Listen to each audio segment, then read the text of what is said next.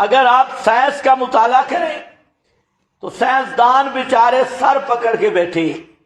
ان میں ایک گزرا ہے بزرگ ڈارون، جو نمبر 1 شیطان تھا، ڈارون۔ اس کی تحقیق انسان کی ابتدا کیا ہے؟ نظریہ ڈارون، نظریہ۔ یہ ان کا سب سے بڑا محقق ہے پینٹ پتلون والوں کا، محقق العصر۔ اور تحقیق کیسے کی؟ نظریہ ارتقاء۔ تحقیق کیسے کی کہ انسان ترقی کی، مرحلہ بہ مرحلہ۔ بندر تھا، بندر سے آگے ترقی۔ اچھا، اس کا بندر تھا کا کیا معنی؟ بندر سے پہلے کیا تھا؟ اس سے پہلے کیا تھا؟ وہ ڈارون خود بندر تھا۔ آج ڈارون کا نظریہ کمزور ہو رہا ہے۔ پہلے سائنسدان اسی کی پوجا کر رہے تھے، لیکن آج اس دور میں جہاں میں گفتگو کر رہا ہوں کہ سائنسدان ڈارون کے نظریہ ارتقاء کو ریجیکٹ کر چکے ہیں۔ اب انسان کیسے پیدا ہوا؟ سوال ہے کیسے؟ سائنس کے پاس کوئی جواب نہیں، ایک بھی معقول جواب نہیں۔ سارا سائنس جماؤ، یہ جواب مذہب نے دیا ہے، انی جاعل فی الارض خلیفہ۔ قرآن نے یہ جواب دیا ہے۔ آج یہ جو لوگ کہتے ہیں مذہب کی ضرورت ہی نہیں، آج سائنس کا زمانہ ہے، میں کہتا ہوں سائنس ہاتھ جوڑ کے کھڑی ہے مذہب کے سامنے۔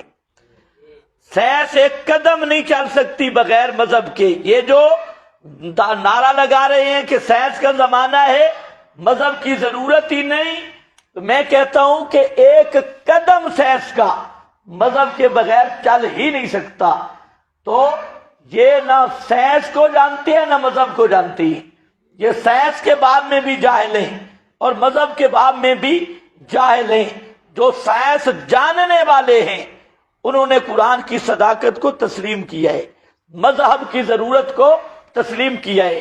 سکول کالج آپ کا آج کل یہ داہریہ، ملحد اور منکرین خدا، مادہ پرست بنانے کی فیکٹریاں ہیں۔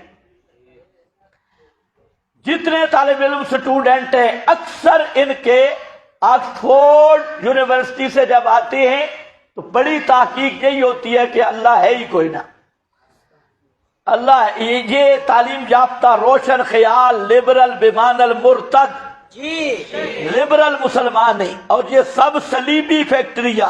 یہی وجہ ہے آپ کے حکمران، آپ ان کو تنہائی میں ملیں۔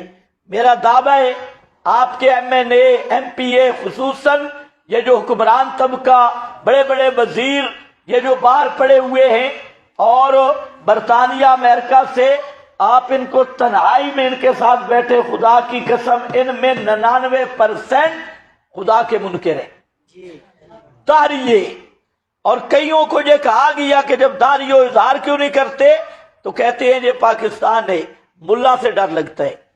لیکن حقیقتاً یہ کمیونسٹ ہے اور حقیقتاً یہ ملحدین، وجود باری تعالیٰ کے منکر اور لا مذہب اور بے دین ہیں۔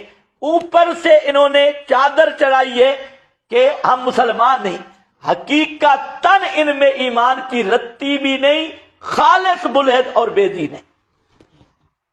یہ حیرانگی کی بات نہیں۔ ہم نے خود ان میں سے کئی سے ملاقات کی، خود، اور اندر بہ کے وہ کہتے ہیں کہ ہمیں تو وہ کہتے ہیں ہماری تسلی کراؤ وجود باری تعالیٰ پر، ہمیں مطمئن کرو، لیکن ہوتے کٹر کافر ملحد ہیں۔